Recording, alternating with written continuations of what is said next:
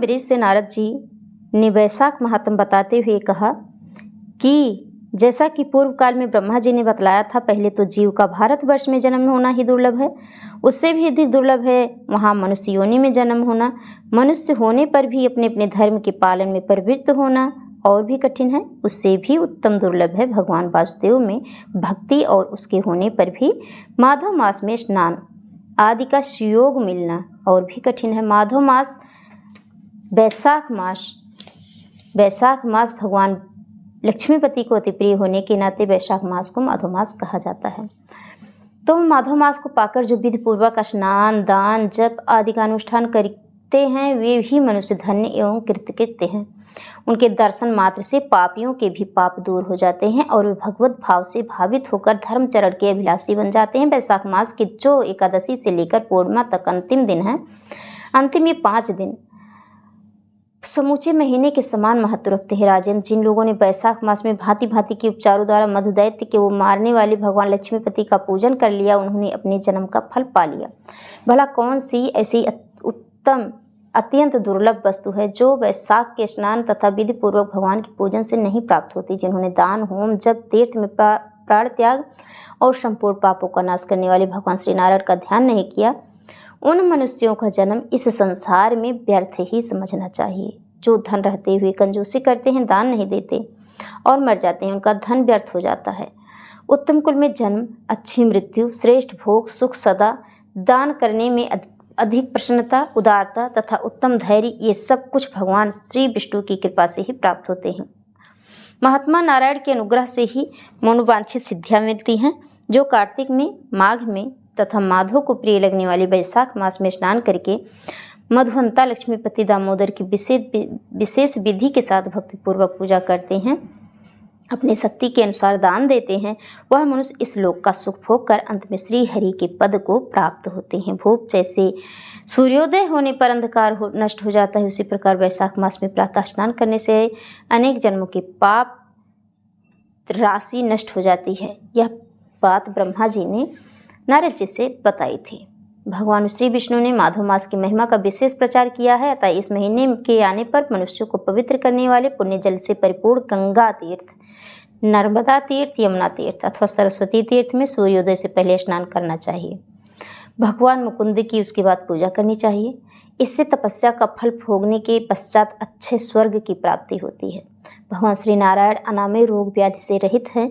उन गोविंद की आराधना करके भगवान पद प्राप्त कर लेते हैं। राजन, देवाधिदेव लक्ष्मीपति पापों का नाश करने वाले हैं। उन्हें नमस्कार करके चैत्र की पूर्णिमा से इस व्रत का आरंभ करना चाहिए।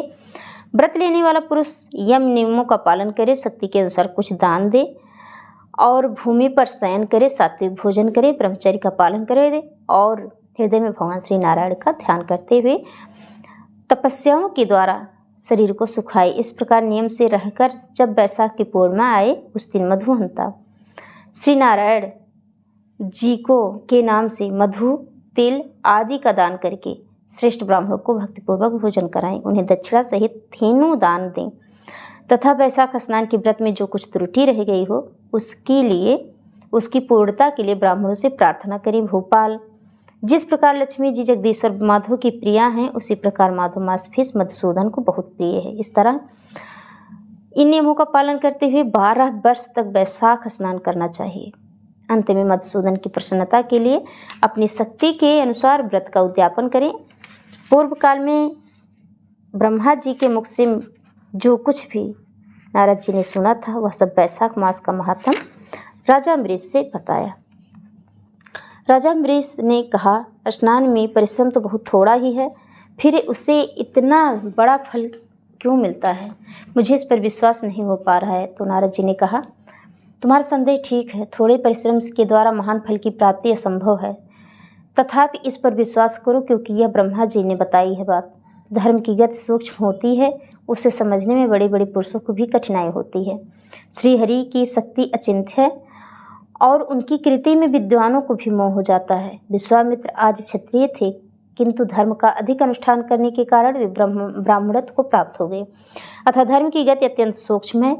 तुमने सुना होगा, अजामिल अपनी धर्म पत्नी का परित्याग करके सदा पाप के मार्ग पर ही चलता था, तथापि मृत्यु के समय उसने केवल पुत्र के स्नेह बस नारायण कहकर पुकारा था।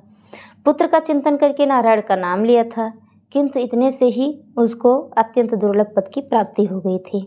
जैसे अनिच्छा पूर्वक भी अगर आग का स्पर्श कर लिया जाए तो वह शरीर को जला देती है, उसी प्रकार किसी दूसरे निमित्त से भी अगर गोविंद का नामोच्चारण किया जाए तो पाप राशि भस्म हो जाती है। जीव विचित्र है, जीव की भावनाएं विचित्र है, कर्म विचित्र है तथा कर्मों की शक्तियां विचित्र हैं। शास्त्र में जिसका महान फल बताया गया है वही कर्म महान है और उसे ही करना चाहिए। छोटी सी वस्तु से भी बड़ी सी बड़ी वस्तु का नाश हो जाता है। जरा सी चिंगारी से बोझ के बोझ तिनके स्वाहा हो जाते हैं। जो श्री कृष्ण के भक्त हैं उनके अनजान में किए हुए हजारों हत्याओं से युक्त भयंकर पातक चोरी पाप नष्ट हो जाते हैं। जिसके हृदय में भगवान श्री विष्णु की भक्ति है वह विद्वान पुरुष ये थोड़ा सा भी पुण्य काम कर ले तो अच्छे फल की प्राप्ति हो जाती है। अतः माधव मास में माधव की भक्तिपूर्वक आराधना करके मनुष्य अपनी मनोवांछित कामनाओं को प्राप्त कर लेता है। इस विषय में संदेह नहीं करना चाहिए। शास्त्रोक्त विधि से किया जाने वाला छोटे से छोटा काम भी उसके द्वारा बड़े से बड़े पाप का क्षय हो जाता है। उत्तम कर्म की वृद्धि होती है और राजन भाव तथा भक्ति दोनों ही अधिकता में फल में अधिकता होती है।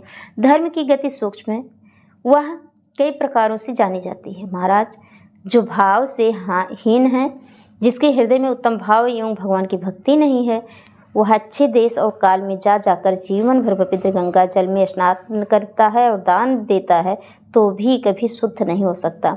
ऐसा मेरा विचार है। अतः अपने हृदय कमल में शुद्ध भाव की स्थापना करके वैशाख मास में स्नान करने वाला जो विशुद्ध चित्त पुरुष भक्तिपूर्वक भगवान लक्ष्मीपति की पूजा करता है उसके पुण्य का वर्णन करने की शक्ति मुझ में भी नहीं है। अतः भूपाल, तुम वैशाख मास के फल के विषय में विश्वास करो। छोटा सा शुभ कर्म सैकड़ों पापों को नष्ट कर देता है।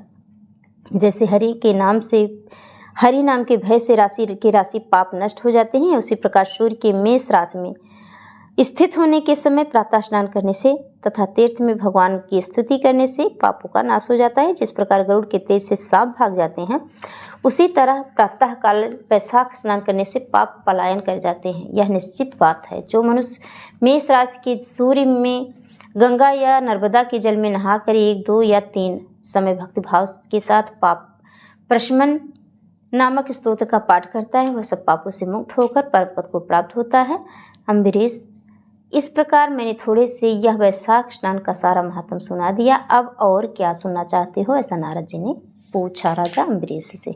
तो वैशाख मास के दूसरे भाग में आपने स्नान की पूरी जानकारी ली।